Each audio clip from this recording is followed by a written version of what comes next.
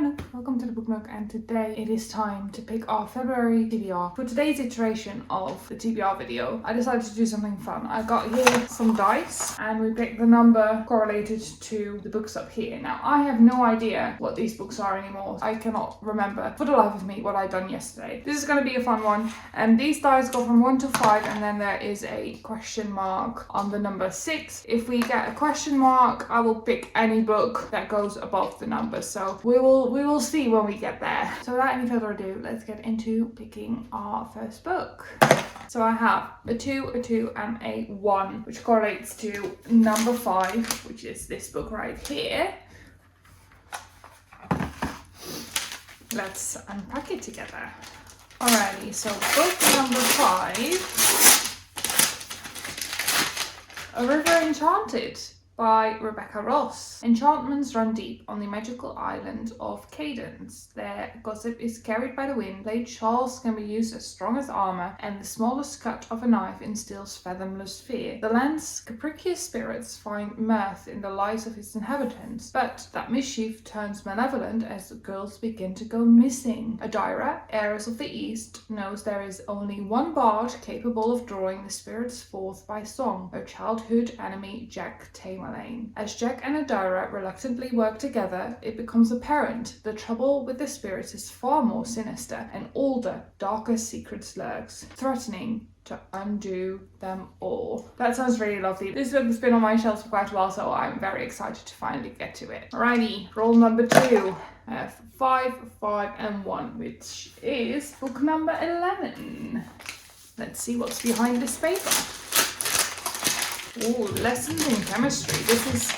This is a new addition to my bookshelves. Lessons in Chemistry by Bonnie Garmus. Chemist Elizabeth Zott is not your average woman. In fact, Elizabeth Zott would be the first to point out that there is no such thing. But it's the early 1960s, and our all-male team at Hastings Research Institute take a very unscientific view of equality. Forced to resign, she reluctantly signs on as a host of a cooking show, Supper at 6. But her revolutionary approach to cooking, fueled by scientific and rational commentary, grabs the attention of a nation, and soon a legion of overlooked housewives find themselves daring to change the status quo, one molecule at a time. I have heard so much about this book. I am very excited to get into this. So this is book number 2 on the TBR. Writing.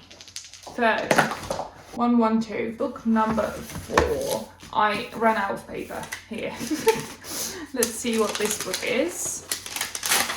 Oh, David Baldacci. We got a thriller on the TBR. Annabelle, a beautiful con artist, is planning the heist of a century. Jonathan DeHaven, a shy division head at the Library of Congress, is planning nothing more than a peaceful day amongst his cherished collection. But something fatal is waiting for him in the vaults. After Jonathan's body is discovered, the members of the Camel Club are determined to investigate this inexplicable death, and it soon becomes clear that there was much more to the librarian than a mild manner and love for books. While Annabelle flees from the terrifying consequences of her scam, the Camel Club finds itself confronting powerful enemies who will stop at nothing to protect a secret conspiracy and the code that conceals it from being revealed. I am in the mood for a thriller. I think this will be one of the first books to pick up. So David Baldacci is a thick one, but I'm very excited to get into it. Let's see what our 4th book will be.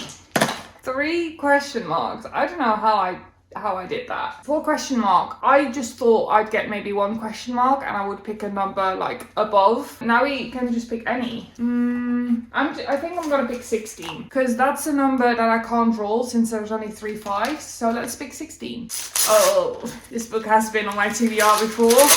We have You Deserve Each Other by Sarah Hoggle. I started this, got like 10 pages into it, was deep in my reading slump, so I didn't finish it. But the premise still sounds interesting to me, so let me read it to you. Meet Naomi and Nicholas, the perfect couple. Their glorious, lavish wedding is coming up in 3 short months, and they are utterly, miserably sick of each other. Unfortunately, whoever backs out first will end up bearing the brunt of the wedding bill. When Naomi finds out that Nicholas has been feigning contentment too, they go head to head in a battle of sabotage, pranks, and all-out emotional warfare to see who can annoy the other into surrendering first. Now that they have nothing to lose, they're finally being themselves. In fact, they're having so much fun getting on each other's nerves that it starts to feel like something else entirely. This sounds really fun. So back on the TBR it goes, and this time I will actually read it. We are up to book number 5. I think I'm gonna pick 6 in total, maybe 7.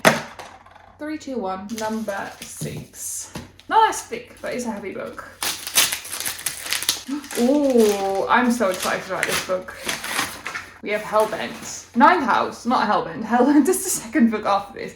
We have Ninth House by Leigh Bardugo. Galaxy, Alex Stern, is the most unlikely member of a Yale's freshman class. A dropout and the sole survivor of a horrific unsolved crime. Alex was hoping for a fresh start. With her free ride comes with a catch. She has been tasked with monitoring Yale's secret societies, notorious haunts for the rich and powerful. Now there is a dead girl on campus, and Alex is the only person willing to look deeper, because the societies are far more sinister and extraordinary than anyone ever imagined. They tamper with forbidden magic, they raise the dead, and sometimes they prey on the living. This is a very well-known dark academia. I think this is classified as a thriller, but it also says fantasy, so maybe like fantasy thriller set in a fantastical world. I don't know. I'm really excited about this book. It's been high on my want to read list. Let's see what our 6th and maybe final book is gonna be, depending on the size of it.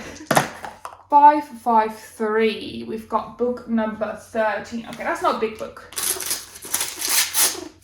Oh, wait, another dark academia book. This one is actually one that I put on my 25 books to read in 2025. It's If We Were Villains by Emil Rio. Oliver Marks has just served 10 years for a murder he may or may not have committed. On the day of his release, he's greeted by a detective who puts him in prison. Detective Colborn is retiring, and he wants to know what really happened a decade before. As a young actor at an elite conservatory, Oliver noticed that his tainted classmates seemed to play the same characters on stage and off. Villain, hero, tempters, though he was always a supporting role. But when the teachers change the casting, a good-natured rivalry turns ugly, and the plays is spilled dangerously over into real life. When tragedy strikes, one of the 7 friends is found dead. The rest face their greatest acting challenge yet, convincing the police and themselves that they are blameless. I've heard so many amazing things about this book, even from people that I wouldn't necessarily suspect to love this book. It's been highly rated. I am very excited. This seems also like thriller mystery, which is always good in my opinion. So If We Were Villains by Emil Rio, on to the TBR. And now I'm actually gonna pick a final book for this month. 1-1 ? So anything above 2. Maybe this one. I don't know if I'll have time for this chunk of a book, which I know what it is. And I'm excited to read it. But I think I'm gonna go for this smaller book to round out February's TBR. Cersei is what I thought. This is the smallest book on my TBR in terms of size. And this is Cersei by Madeline Miller. In the house of Helios, god of the sun and mightiest of the Titans, a daughter is born. But Cersei is a strange child, not powerful like her father, nor viciously alluring like her mother. Turning to the world of mortals for companionship, she discovers that she does possess power, the power of witchcraft, which can transform rivals into monsters and menace the gods themselves. Threatened, Zeus banishes Cersei to a deserted island, where she hones her occult craft and crosses paths with many of the most famous figures in all of mythology, including the Minotaur, Daedalus and his doomed son Icarus, the murderess Medea, and, of course, wily Odysseus. But there is danger, too, for a woman who stands alone, and Cersei unwittingly draws the wrath of both men and gods, ultimately finding herself pitted against one of the most terrifying and vengeful of the Olympians. To protect what she holds dear, Cersei must summon all her strength and choose, once and for all, whether she belongs with the gods she is born from or the mortals she has come to love. Very excited.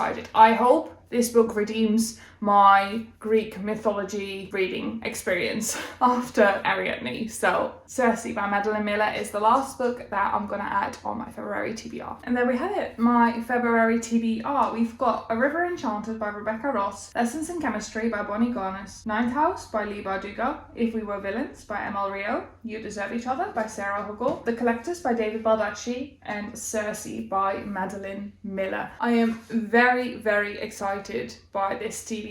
These seem like actual bangers, and I do foresee some of these books being 5-star each, which is basically what we all aim for. So thank you so much for watching today's video. I really appreciate it. If you enjoyed it, please don't forget to leave a like down below and subscribe to the channel if you haven't already. If you want to see me read any of these books, I do co-reading streams every Monday, Wednesday and Friday over on Twitch. The link is down below, and I actually have a book club going on in the Discord, which you can also find down below, where we're currently currently voting on the book to read for February.